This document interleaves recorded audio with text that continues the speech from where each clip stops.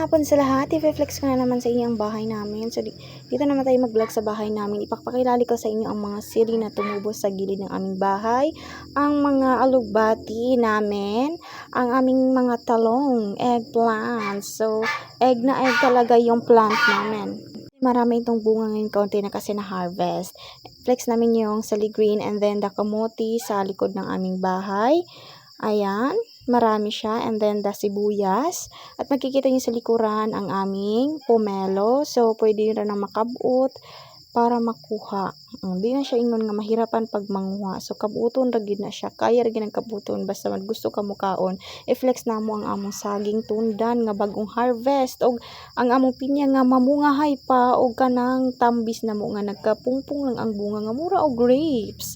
Tungod sa kadaghan sa bunga na sapli ang sanga. So, muna nga naganahan lagi kog tanaw. Naari pula nga kuan. Tambis ako siyang gikuha. O akong gikaon. Pag tilaw na ko lami di ay o i-flex pud na ko ang among mga manok nga namatog sa likod. And then nakita na ko nga ang manok nang itlog, ako na po na siyang gi-video. And then para ugma na napud koy prituhon kung gusto ko mo ng itlog. So wala na koy gasto pa. And then balik ta sa kaning tambis lami gid kay siya ay kay gipalit man ako na siya sa kanang nagsuroy-suroy bitaw nga grafted. So mao gid na nakatilaw na gid ko.